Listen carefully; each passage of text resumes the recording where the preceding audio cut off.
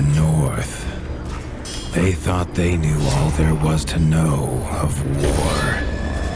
Until the War of the Rift. While the Southern King hid, warm in his keep, the Darkwings cut their bloody trail from frozen north to winter's edge. Alone, the Warden and his small garrison turned their whiskers to the icy wind.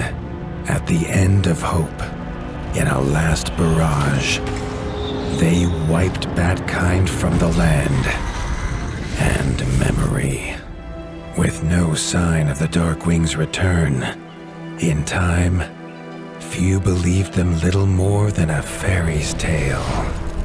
But at Mount Cauldron, time had been all they needed. An old enemy claws free of their icy tomb and hungers for vengeance. But not all is lost. King Rattus brings north a cause for hope. A bastard prince, placed in the paws of the Warden of the Wastes to raise as his own. A secret of blood never to be told. Now, fate calls for a hero in a murderous screech, and one young rat will answer.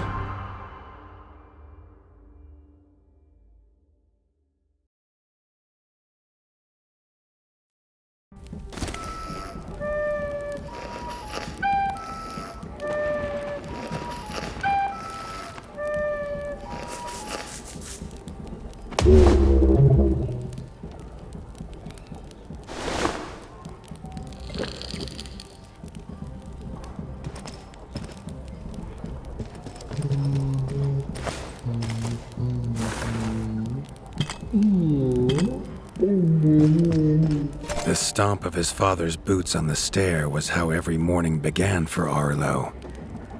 The booming shout to ready himself was louder still, but such was Lord Eivor's zeal at a new day. Dawn was breaking over winter's edge, and Arlo was yet to miss one.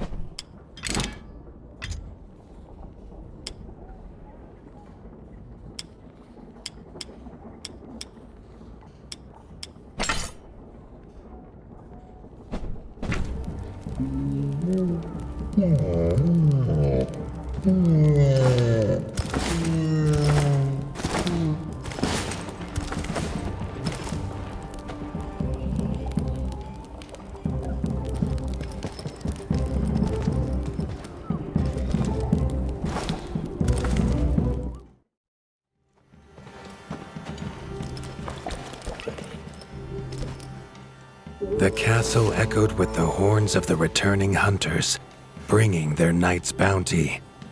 Arlo's little heart quickened to hear it. The only thrill to be found inside the high walls was a hunter's tales of what lay beyond them.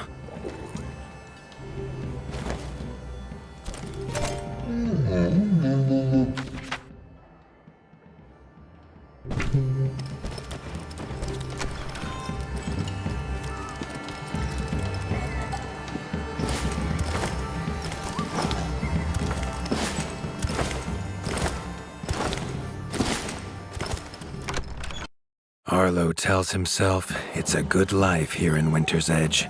The bustling of contented rat folk, the crisp mountain air, and without the endless scourge of frogs the southerners suffer. Why should he want for more?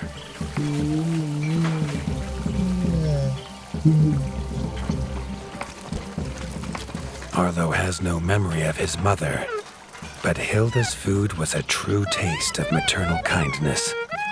With the right ingredients, she would make meals nourishing to body and soul.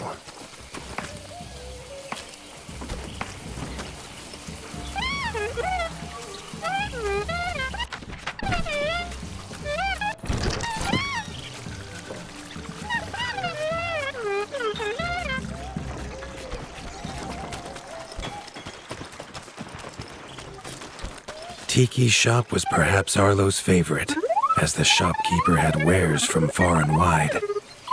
But getting him to part with his curiosities was never easy. There was no time for tales of the hunt today. Lord Eivor was already dividing what was an excellent haul, happy to see his people provided for. Arlo longed only to join the hunt, to see the ratdom or even the lands beyond. His father called it a fool's wish.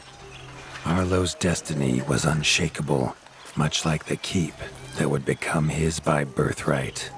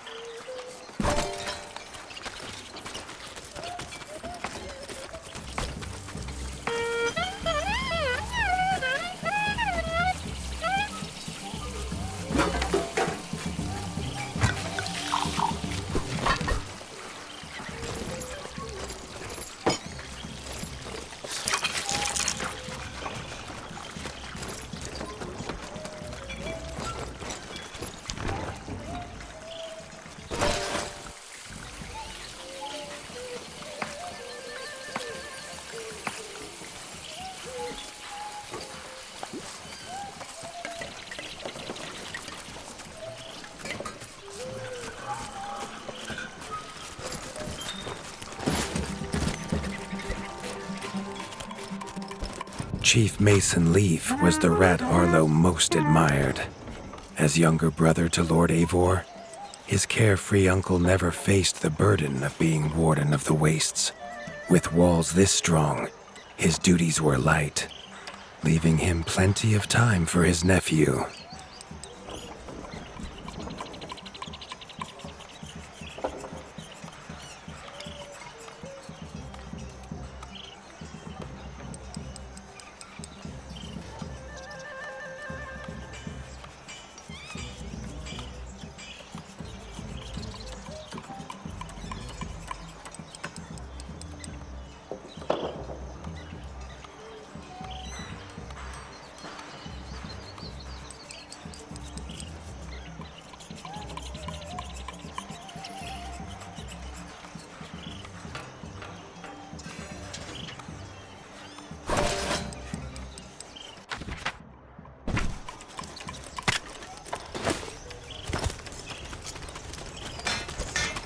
Crunk was a rat's rat, with no interests beyond his forge. If you have the parts, this Mastercraft's rat can make armor and weapons that would see off a sky scorcher bite, or so he claims. Arlo wondered how well they'd do against something that wasn't a myth.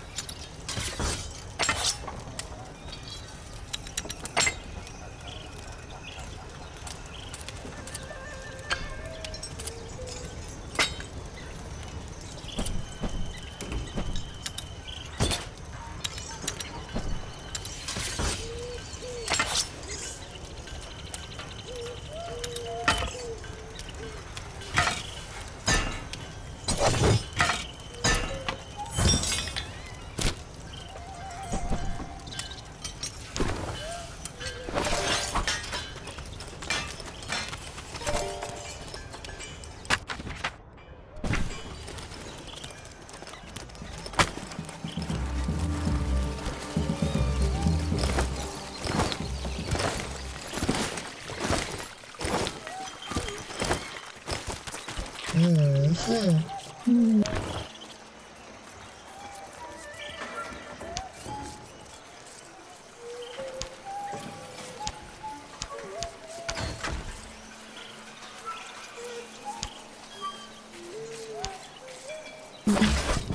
hunters had brought unwelcome news. A family of the reviled creatures ratfolk called backstabbers had moved into the wastes. Eivor told his son to fetch his weapons.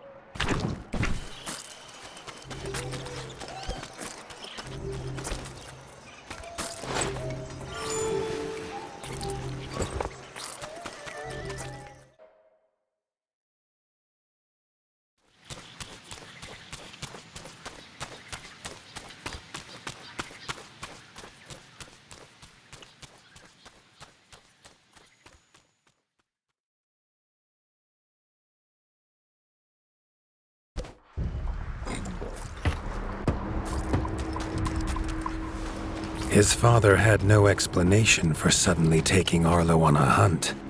It even gave the hunters pause. Arlo had been taught to fight, and better than most. But rarely had he been tested. He was determined to prove himself. The rugged terrain of the outskirts could have taken all day to traverse, but Arlo's trusty grappling hook allowed him to swing between its many crevices.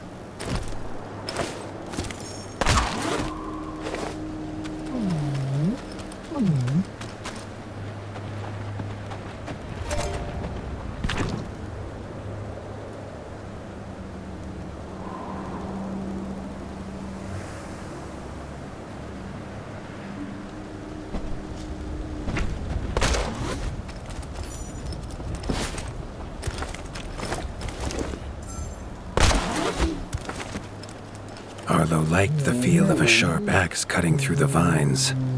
The wilds were part of his home, and nothing in them would frighten him.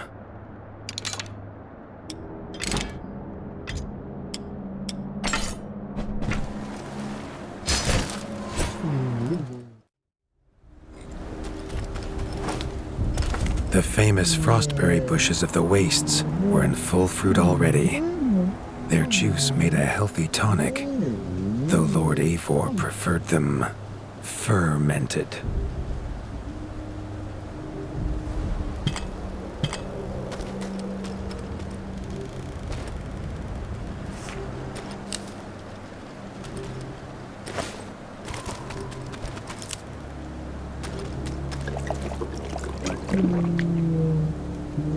His father was a sturdy rat, built for strength, not speed. So Arlo found it curious that he challenged him to a race. The prospect of the hunt had filled Lord Eivor with a vigor that his son had not seen in years, or at least since breakfast.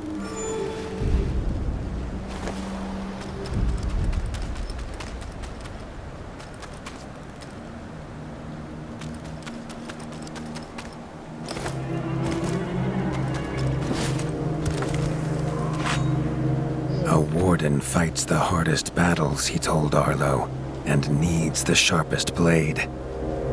With that, Eivor gifted Arlo his own sharpening whetstone.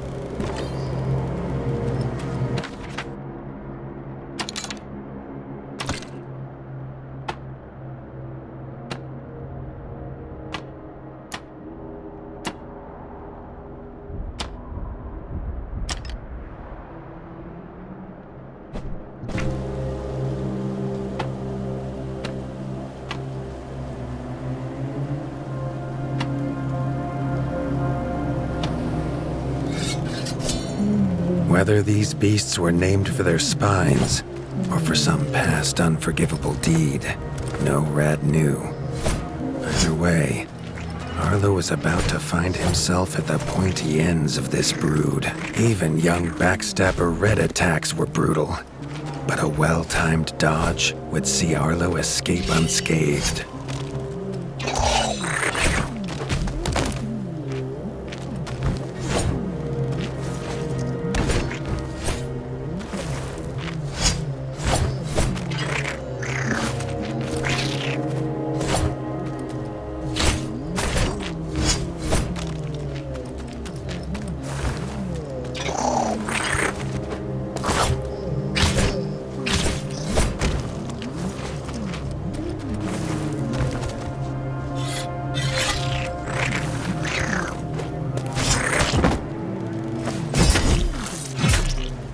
This backstabber lived up to its name with its deadly white attack, but Arlo's shield could block the deadly spikes.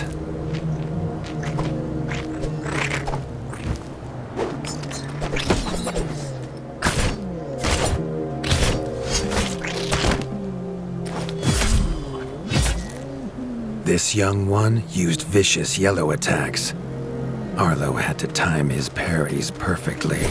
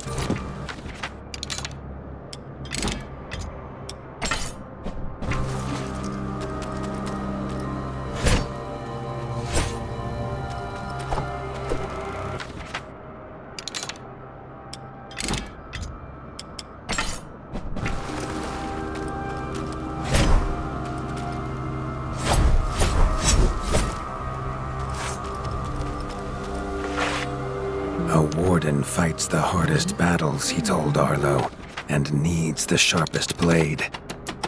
With that, Eivor gifted Arlo his own sharpening whetstone. Whether these beasts were named for their spines or for some past unforgivable deed, no rat knew. Either way, Arlo was about to find himself at the pointy ends of this brood. Even young backstabber Red attacks were brutal, but a well-timed dodge would see Arlo escape unscathed.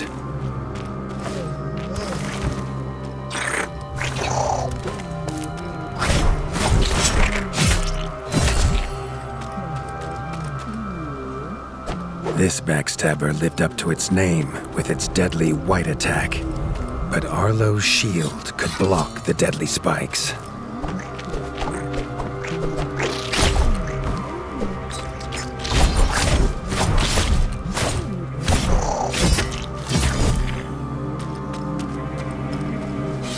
This young one used vicious yellow attacks. Arlo had to time his parries perfectly.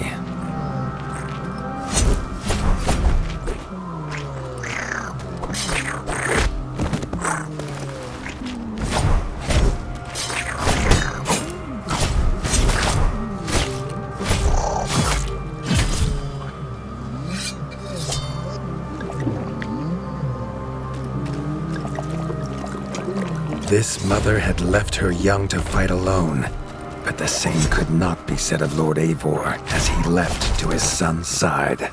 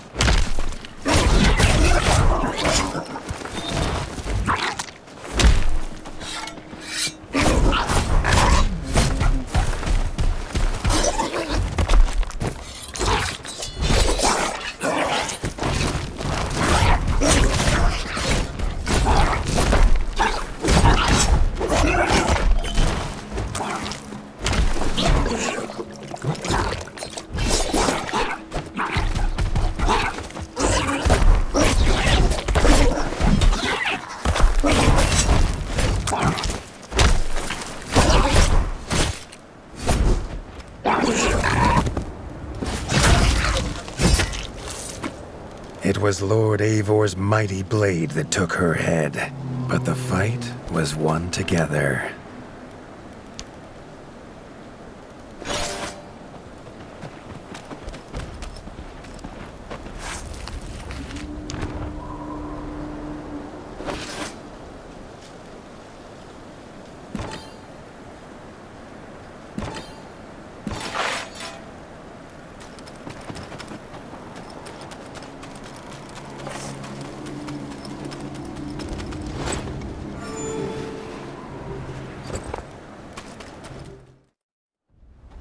Arlo basked in his father's pride, almost as warm as at the fire inside Winter's Edge.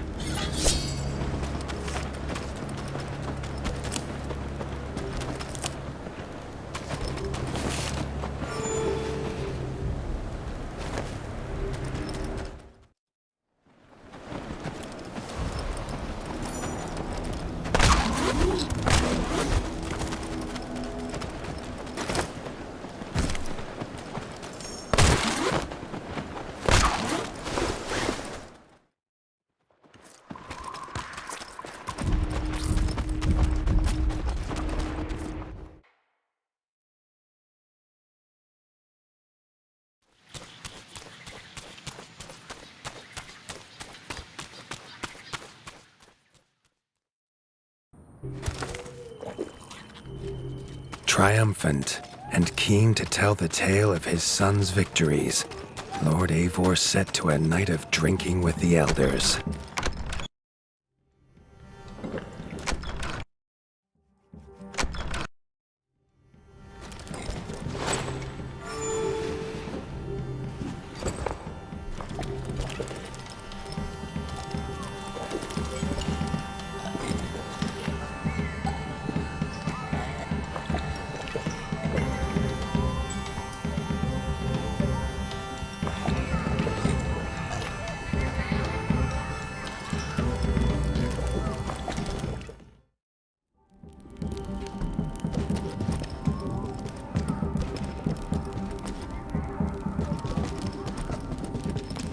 Arlo was reluctant to return to his bed, wondering how long he must wait to hunt again. The booming footsteps that woke him this time were nothing like those of his father.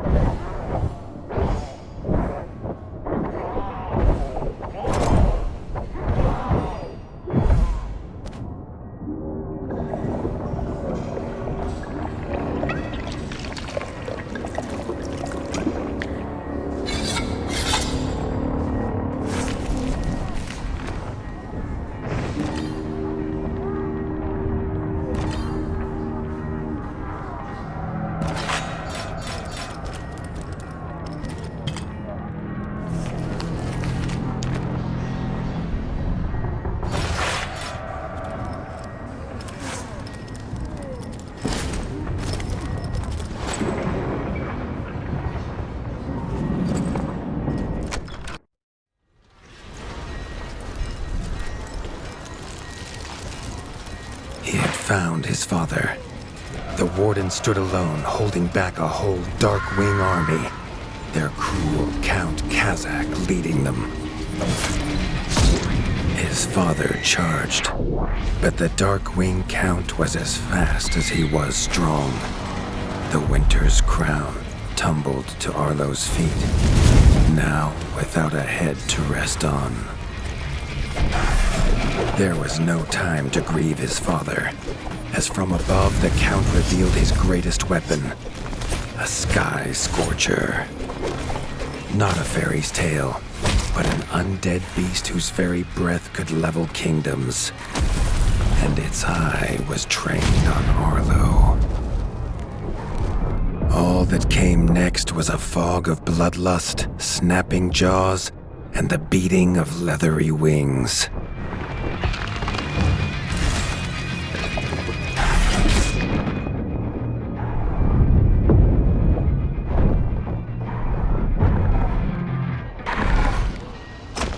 But there could be no victory.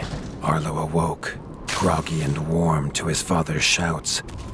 Only he wasn't in bed. The warmth was from the fire that had engulfed Winter's Edge, and the shouts were his uncle's. The only other survivor of the Darkwing attack, Leaf was bruised and his hind paws barely steady. He'd seen villagers flee to the outskirts. Arlo knew it was up to him to make them safe.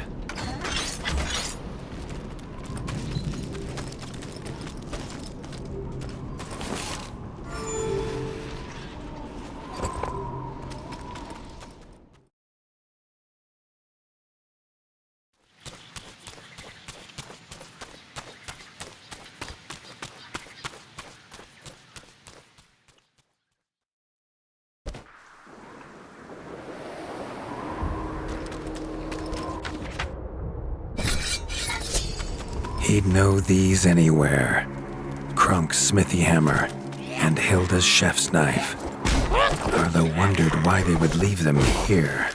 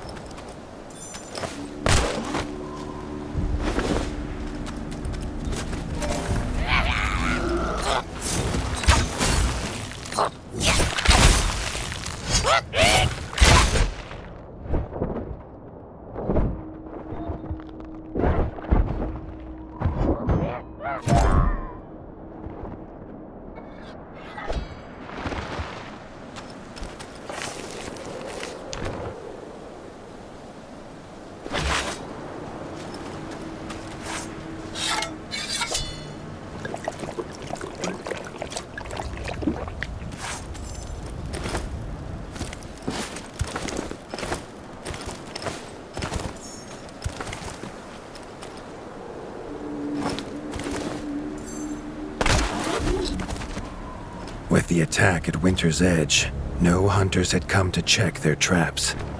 Arlo thought he might find a use for them.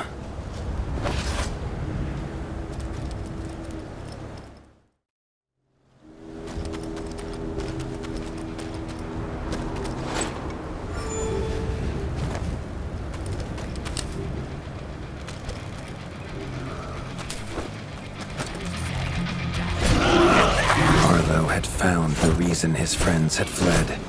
The taunting shrieks revealed that this was Baron Frostovic, son of the Darkwing who took his father, and therefore a perfect target for his revenge.